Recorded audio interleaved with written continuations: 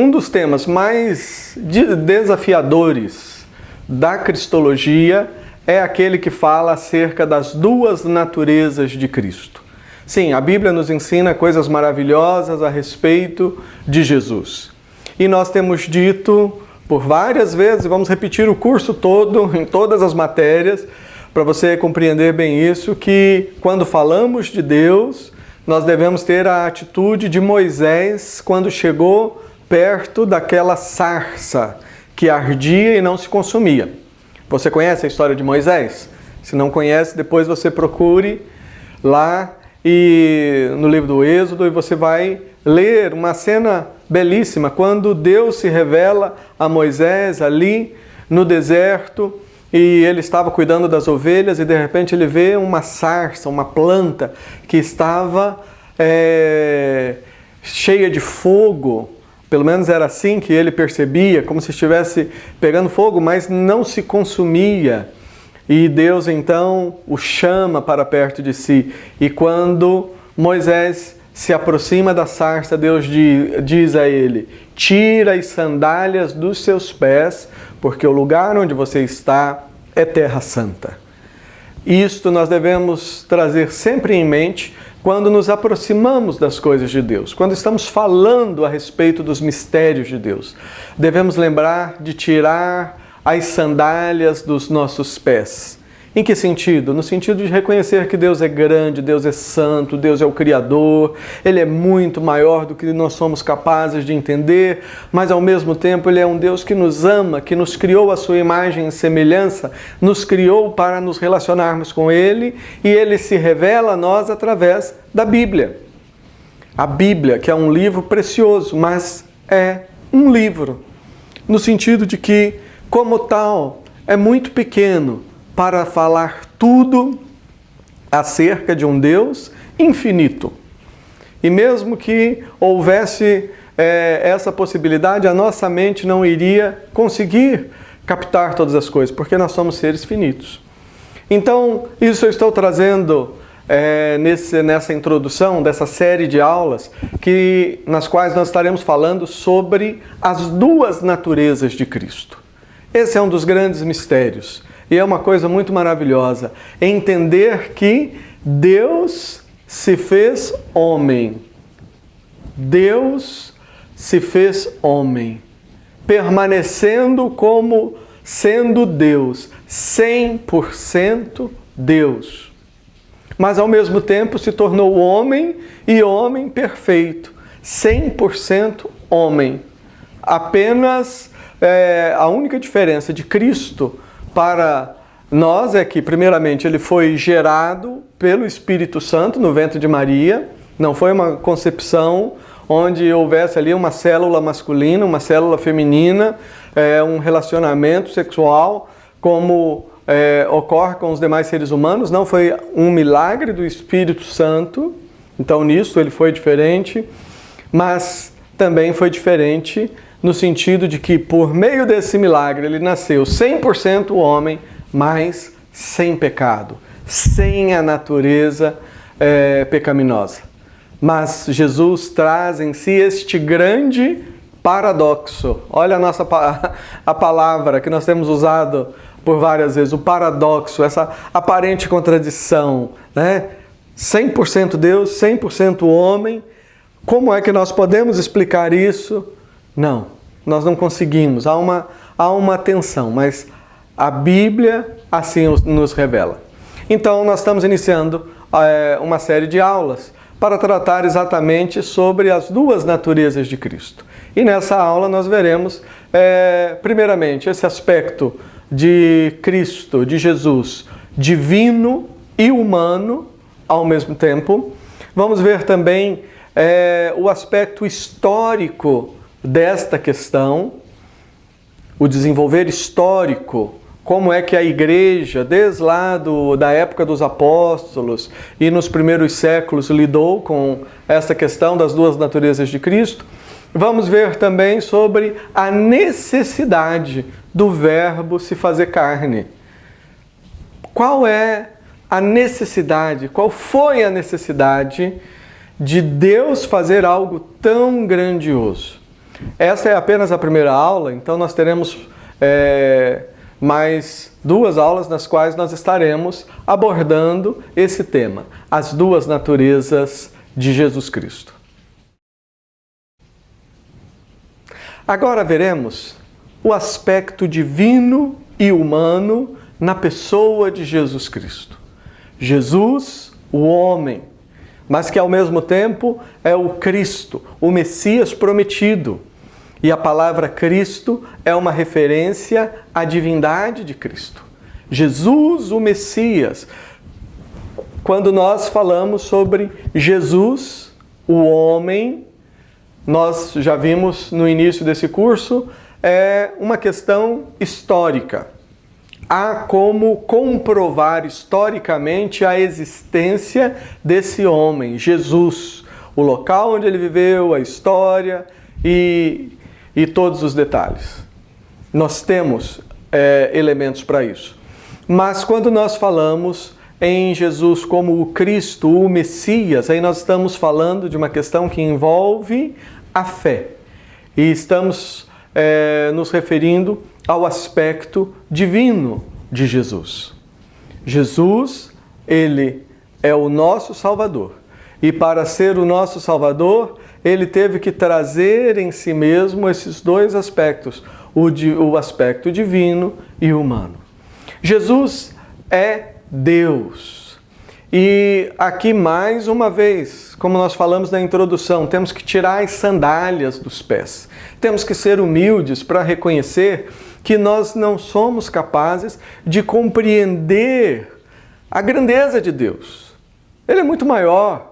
Deus, ele nos fala na sua palavra que assim como o céu está mais alto do que a terra, assim são os pensamentos de Deus mais altos do que o nosso. Deus, ele é enorme, é infinito, é algo grandioso.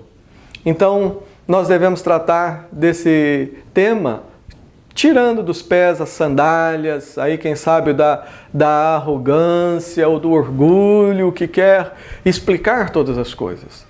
Mas é maravilhoso saber que Jesus é Deus. E é maravilhoso entendermos também que nós não cremos em 3 deuses. Não, é um Deus apenas, mas é um Deus que ao mesmo tempo é Pai, é Filho, é Espírito Santo. Um só Deus em 3 pessoas distintas, iguais em poder, honra e glória. Não são 3 pessoas independentes, não, é um só Deus. Mas como que você me explica isso? Eu não explico. E não vamos entender isso nem agora, nem na eternidade. Aí eu sei que ao ouvir isso alguém já ficou de repente desapontado. Como? Nem na eternidade? Sim, na eternidade você vai continuar sendo um ser finito, um ser limitado. Deus vai continuar sendo esse Deus infinito. Jesus, como Deus, vai continuar sendo infinito e nós vamos nos alegrar na eternidade inteira conhecendo mais de Deus. Agora, o maravilhoso, como nós já falamos, é que o ponto principal quando nós falamos em conhecer a Deus não é ter todas as informações, saber todas as coisas a respeito de Deus. Mas conhecer a Deus é ter um relacionamento profundo com Deus. E é exatamente para que esse relacionamento entre Deus e o homem pudesse acontecer, foi exatamente por esse motivo que Jesus nasceu como homem, um ser humano, mas na verdade era o Verbo se tornando carne, o aspecto divino e o aspecto humano. Esses 2 aspectos nós vemos à medida em que nós lemos as Escrituras. Nós teremos mais adiante uma aula na qual nós estaremos falando dos 2 estados de Cristo. E aí envolve o estado de humilhação e o estado de exaltação. Quando Cristo, ele nasce na manjedoura, quando Cristo se torna, nasce ali, aquele bebezinho, quando ele começa, na verdade, a ser gerado no ventre de Maria, nós já temos ali o seu estado de humilhação. É o Verbo se fazendo carne, é o Deus infinito assumindo as nossas limitações. E nós vamos lendo as Escrituras, os Evangelhos, Mateus, Marcos, Lucas, João, e vamos vendo esse aspecto humano de Jesus. Mas nas mesmas passagens que nós estamos lendo a respeito desse aspecto humano, nós estamos vendo também o aspecto divino. Ao mesmo tempo que nós estamos vendo Jesus como homem, nós estamos vendo Jesus como Deus. E aí é uma coisa maravilhosa e que nós não conseguimos, em muitos textos, nós não conseguimos separar as duas coisas, mas elas estão ali presentes. Nós temos ali Jesus como um homem perfeito, mas um homem também na sua fragilidade, nas suas limitações. É por isso que lá em Mateus capítulo 4 nós vemos Jesus sendo tentado. A passagem que fala sobre a tentação de Jesus no deserto é uma descrição da sua fragilidade como ser humano. Mas nós olhamos ali e vemos também Jesus como Deus. E você sempre, quando ler a Bíblia, tem que ter consciência desses dois aspectos, desse grande paradoxo. Porque se você não consegue enxergar isto, você vai perder a beleza e a força de muitas passagens. Vamos pensar em uma passagem uma história que você bem conhece. A história da ressurreição de Lázaro. Quando Jesus Cristo, ele estava viajando, cuidando, pregando o Evangelho, curando as pessoas, alguém chega com a notícia: olha, o seu amigo Lázaro, ele está muito doente, está enfermo, venha para que você possa curá-lo. E Jesus disse: olha, eu irei, mas não agora. E diz a passagem que Jesus ainda fica ali alguns dias, e quando Jesus chega, Lázaro já tinha sido até sepultado. As irmãs de Lázaro vêm, falam com Jesus, Jesus consola, e depois Jesus chora, e Jesus vai e ressuscita Lázaro. Olha só, essa passagem ela é muito interessante porque você tem os dois aspectos. Estou pegando esta passagem apenas por ser conhecida e por ser um bom exemplo, mas há muitas que nós poderíamos ver. Os dois aspectos estão ali, o aspecto divino e humano. Alguém pergunta, por que Jesus Cristo, ao ouvir a notícia, ele não saiu imediatamente e foi lá para cuidar do seu amigo Lázaro? Alguém pode dizer, não, ele era Deus, ele sabia. Sim, nós sabemos. Jesus é Deus, ele sabia, ele mesmo disse que aquilo era para manifestar a glória de Deus, mas ali nós vemos a humanidade de Jesus. Por que Jesus ele não saiu imediatamente? Porque como um ser humano, ele não podia estar em dois lugares ao mesmo tempo. Porque como um ser humano, ele tinha também um compromisso com o Pai. Havia pessoas ali que também precisavam dele naquele momento. Haviam pessoas que precisavam ser curadas naquele momento. Pessoas que precisavam ouvir o Evangelho do Reino naquele momento. E ali eu vejo claramente como que nós nos identificamos como Jesus, quando às vezes estamos com tantas atividades e nos vemos dentro da nossa limitação. Jesus, homem. Na mesma passagem, Jesus chega e conversa com as irmãs de Lázaro e Jesus chora. E quando as pessoas ficam tentando explicar tudo, elas acabam perdendo algo maravilhoso daquela passagem. Eu já escutei muitas pessoas pregando e perguntando, por que Jesus chorou? Não, ele não chorou por causa de Lázaro, ele chorou porque por causa da situação do pecado, etc, etc. Eu, quando olho para aquela passagem, eu vejo ali a humanidade de Jesus. Por que Jesus chorou? Porque Jesus era homem, homem perfeito. E como homem, ele sentiu no coração a dor de ver o amigo querido morrer. A Bíblia diz que Jesus é o sumo sacerdote que nos compreende, nos entende em todas as coisas. Então, quando Jesus, ele chora porque ele é um ser humano. Ele chorou por quê? Ele chorou de tristeza. Ah, mas tristeza? Jesus é Deus, sim, mas homem também. E é maravilhoso. Eu sei que tantas pessoas que estão ouvindo essa aula, quando ouvem falar sobre o choro gerado pela morte de alguém, vem lembranças, talvez venha peso no seu coração. Talvez você tenha passado por alguma experiência assim recentemente, mas que maravilhoso entender que Jesus nos entende, porque Ele também foi humano, Ele sentiu, Ele sabe. Quando você chora, Ele não te repreende como se você estivesse sendo rebelde ou coisa parecida. Não, Ele te abraça, porque Ele sabe o que é padecer. Mas quando nós olhamos para a mesma passagem, nós também podemos ver ali, de uma forma maravilhosa, o aspecto divino. O aspecto divino nós vemos quando as pessoas chamam Jesus e Jesus diz: não, eu vou daqui a algum tempo.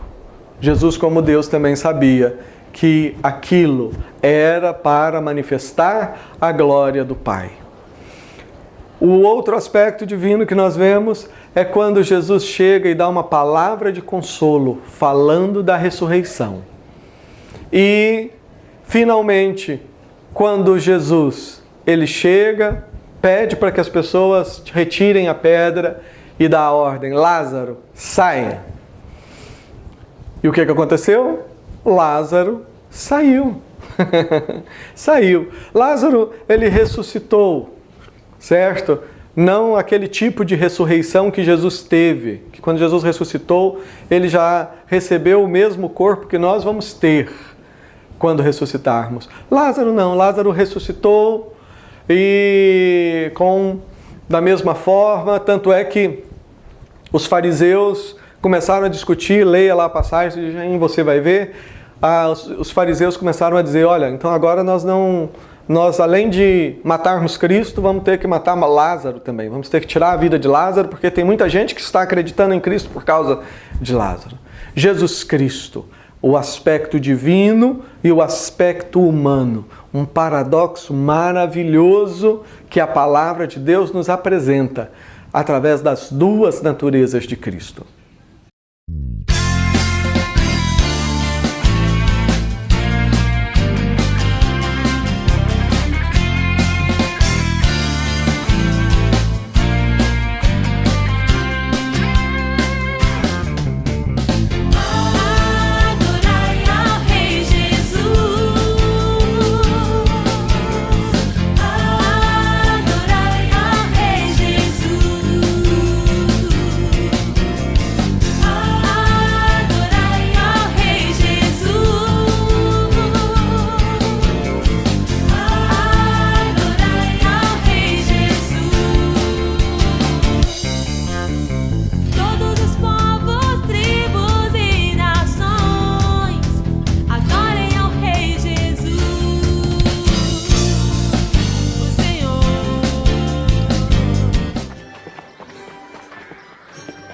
Jesus viajou anunciando as boas notícias do reino de Deus.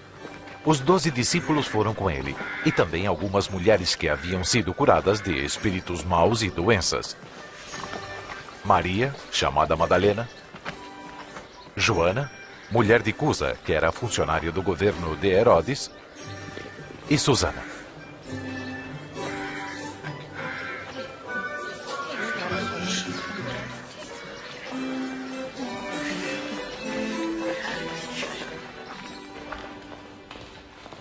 Mas Herodes, o governador romano da Galileia, pôs João Batista na prisão, porque ele havia condenado o seu casamento com a mulher de seu irmão.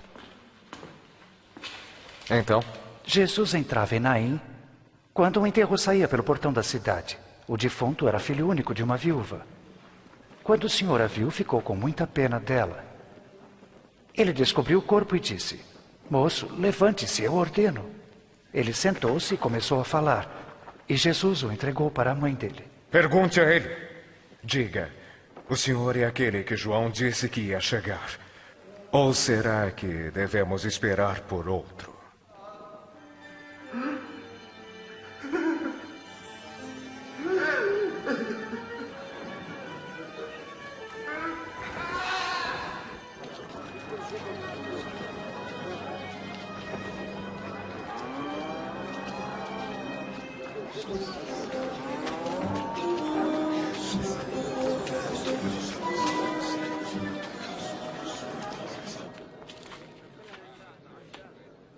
Mestre.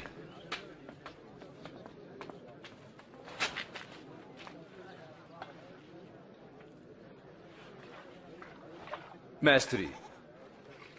João Batista nos mandou perguntar: o senhor é mesmo aquele que ia chegar? Ou devemos esperar por outro? Contem a João isto que viram e ouviram. Os cegos veem, os coxos andam. Felizes são aqueles que não duvidam de mim.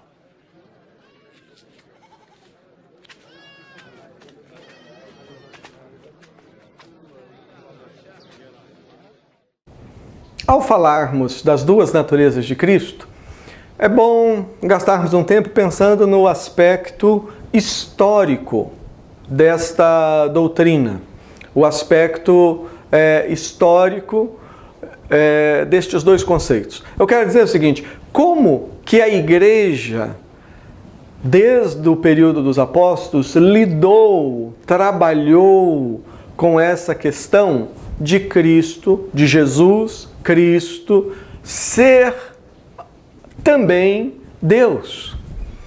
Hoje, para nós, em certo sentido, é mais fácil. Por que eu digo que é mais fácil? Porque já fazem quase 2000 anos que tudo isso aconteceu, nós já temos aí séculos da igreja experimentando a presença de Cristo, vidas sendo libertas, nós já temos aí a Bíblia completa, Antigo e Novo Testamento juntos. Temos tantas pessoas que foram usadas por Deus para pensar sobre essas verdades. Então, hoje, quando nós falamos de divindade, humanidade de Cristo, isto parece ser assim um pouco mais fácil. Mas, para e pensa, vamos pensar um pouquinho sobre a situação daquelas pessoas, até mesmo dos discípulos e da multidão. Até eu estou falando das pessoas, até os mais próximos, que sabiam que Jesus era o Messias. Veja só, durante toda a vida, até encontrarem com Jesus, eles acreditavam e proclamavam aquilo que o Antigo Testamento fala, que há um só Deus, um só Deus. E nós também continuamos falando que existe um só Deus. Mas só que chegou, como diz a Bíblia, na plenitude dos tempos, Deus se revelou através de Jesus Cristo. E aqueles homens, os apóstolos e aquela geração, eles compreenderam e creram que aquele homem era mais que um homem. Não era apenas um homem perfeito, santo, sábio, no qual o poder de Deus se manifestava, mas era o próprio Messias, era o Emanuel que Isaías falou, do qual Isaías falou, era o próprio Deus conosco. E eles compreenderam então que ali, na pessoa de Jesus, estava também a divindade. Mas como? Olha só o desafio. Como as pessoas poderiam entender isso, que Jesus, mesmo depois da sua ressurreição, para os discípulos, depois da sua ressurreição, Jesus subiu aos céus. Aí é claro É por isso que nós falamos que salvação é um milagre, que essas coisas todas nós compreendemos, é quando o Espírito Santo também age na nossa mente. Porque se Deus não faz um milagre na nossa mente, no nosso coração, nós temos dificuldade de entender. Mas eles próprios, depois de todo aquele processo, como chegar para alguém e falar que Jesus, que todos conheciam como sendo o filho do carpinteiro, filho de Maria e José, as pessoas, os vizinhos ali, eles conheciam Jesus como sendo o filho de Maria e José. Como é para essas pessoas, como eles poderiam entender que aquele homem que andava lá pela rua, que sentava, comia, bebia, caminhava pela praia, estava com eles, tocava as pessoas, como falar que esse homem era ao mesmo tempo Deus? Então houve um processo. É claro, já no primeiro século, já no Novo Testamento, nós temos a afirmação clara da divindade de Cristo. E nós vamos ver posteriormente a questão da divindade de uma forma específica, porque hoje tem grupos aí e algumas pessoas que se intitulam testemunhas do Deus verdadeiro, que negam a divindade de Cristo e negam também a pessoa do Espírito Santo, falando que ele é só uma energia. E existe várias outras heresias que se levantam com a aparência de algo correto, mas na verdade negam a essência do Evangelho. E a essência do Evangelho está exatamente no fato de que Deus em Cristo se fez homem, o Verbo se fez carne. Mas então nós temos no decorrer da história essa discussão, e no segundo século, no terceiro século, nós tivemos um período onde tudo isto foi discutido.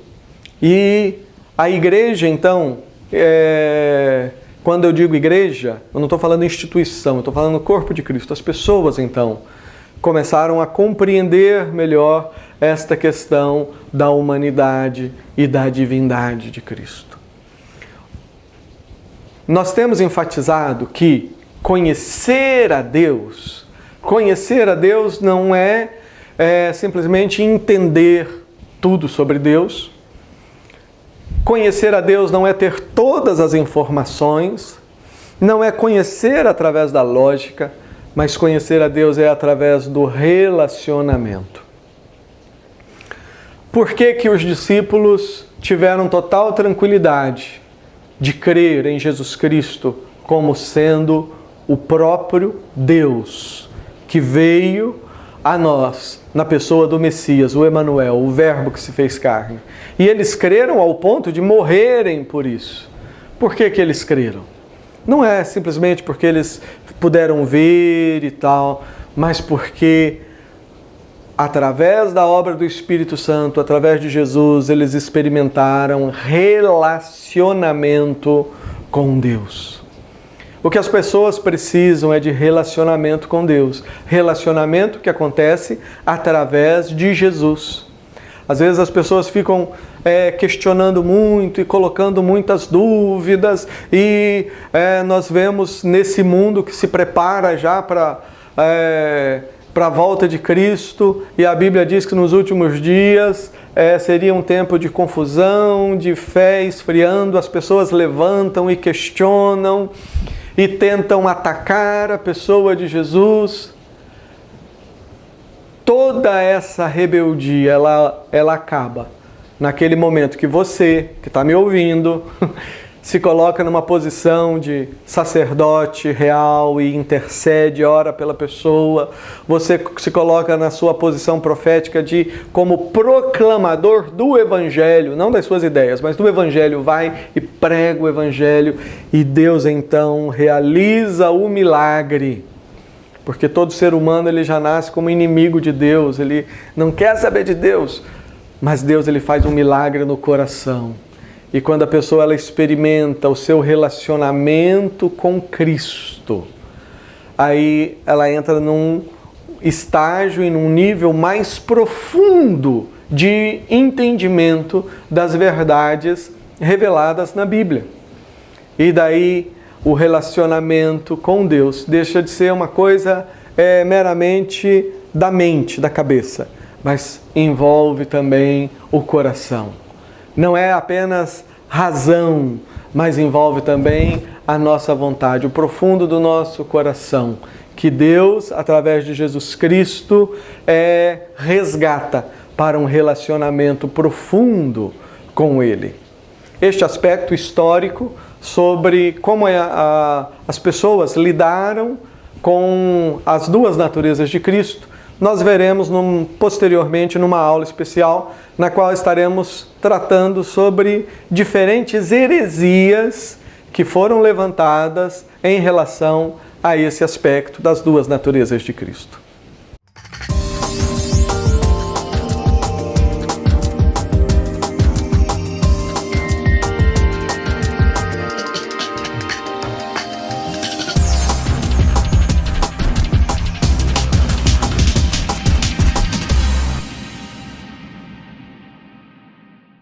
Hoje leremos João, capítulo 1, versículo 14. Apenas um versículo, mas uma das passagens mais belas e significativas de todo o Evangelho, que diz: "E o Verbo se fez carne e habitou entre nós, cheio de graça e de verdade, e vimos a sua glória, glória como do unigênito do Pai." Que coisa maravilhosa que está falando que Jesus, o próprio Deus, se fez carne e veio habitar entre nós. Jesus Cristo, o Verbo, se fez carne e habitou entre nós, cheio de graça e de verdade, e vimos a sua glória, glória como do unigênito do Pai. Você está lembrado que no início, João ele apresenta Jesus Cristo como o Deus eterno. Todas as coisas foram feitas por intermédio dele, sem ele nada do que foi feito se fez. João ele escreve o Evangelho já por volta do ano 90 da era cristã.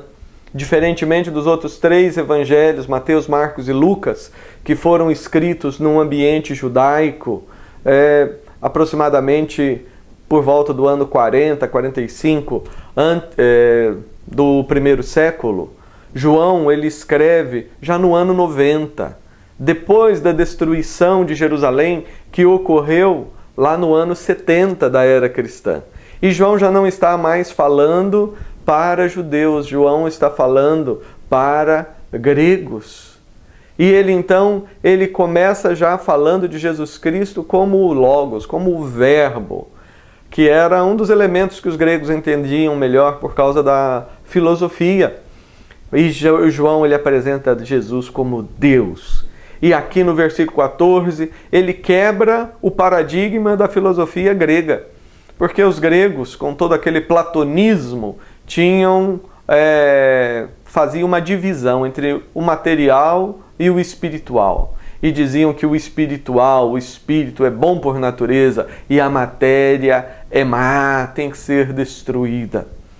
Esse platonismo tem entrado na teologia e tem estado na mente de muitas pessoas que acreditam firmemente que tudo que Deus criou para a sua glória, que pertence a Ele, vai ter que ser rejeitado, destruído, e que no final viveremos num céu chato, cheio de nuvens e coisa parecida. Mas isso não é bíblico, isso não é Bíblia, isso é filosofia grega. Foi Platão que ensinou isso, não a Bíblia. Se você for ler o profeta Isaías, se você for ler com cuidado todo o Antigo Testamento, você vai ver Deus falando da restauração, reconstruindo novo céu e uma nova terra, restaurando a própria terra. Alguém, talvez que conheça um pouquinho mais da Bíblia, pode já estar lembrando uma passagem de Pedro, onde Pedro diz que tudo está entesourado para o fogo. Uma referência à ira de Deus. Só que o mesmo Pedro, lá no Pentecostes, ele fala de Jesus e disse que Jesus, depois de ter ressurreto, e a grande prova que nós temos de que esse mundo material como os gregos chamavam, é para a glória de Deus e vai existir eternamente, transformado, belo, lindo, purificado, refletindo a beleza de Deus. É a ressurreição de Cristo. E Pedro, ele diz para todos que esse Jesus, ele subiu aos céus e está aguardando o momento da restauração de todas as coisas. Então veja que o Pedro mudou de ideia entre o dia do Pentecostes e o dia que ele escreveu a carta, mas evidentemente nós não admitimos essa possibilidade, porque isso aqui é a palavra de Deus. Ou na verdade o que Pedro estava querendo dizer é que de fato haverá um dia em que Deus vai colocar um ponto final na história do jeito que a conhecemos e vai trazer à luz o seu projeto, um projeto perfeito, um mundo perfeito. Cristo ressurreto, adorado por uma igreja ressurreta, em um universo ressurreto, e foi exatamente para isso. Se você acha que isso é muito grandioso, isso não é nada perto do que você acabou de ler, ouvir aqui em João 1,14, que Deus se fez gente para manifestar a sua glória. Deus, ele se fez gente para poder pagar esse preço, restaurar todas as coisas. Cristo se fez carne para que a misericórdia de Deus pudesse ser manifestada e também a sua justiça. É esse Deus que nós conhecemos, é esse Deus que a Bíblia revela. Um Deus que é capaz de levar o seu amor por você às últimas consequências, ao ponto de vir a esse mundo e na cruz derramar o próprio sangue por você. Mas ele não ficou na cruz nem no túmulo, ele ressuscitou. Está vivo como homem, ele está sentado à destra do Pai, aguardando o dia da sua volta. Mas como Deus, ele está presente, por meio do Espírito Santo, vivendo em você, vivendo em mim e em todos aqueles que se aproximam de Deus, não com base em débitos e créditos, não com base na religião, mas com base no Evangelho. Qual a necessidade do verbo se fazer carne? Aqui eu me refiro a João, capítulo 1, versículo 1 em diante, o Evangelho de João, que diz que no princípio era o verbo, era a palavra, e o verbo estava com Deus, e o verbo era Deus. Todas as coisas foram feitas por intermédio dele, e sem ele nada do que foi feito se fez. A vida estava nele e a vida era a luz dos homens. E lá no versículo 14 diz: e o verbo se fez carne e habitou entre nós, cheio de graça e de verdade. E vimos a sua glória, glória como do unigênito do Pai. Qual a necessidade de Jesus, o nosso Redentor, ser ao mesmo tempo Deus e ao mesmo tempo homem?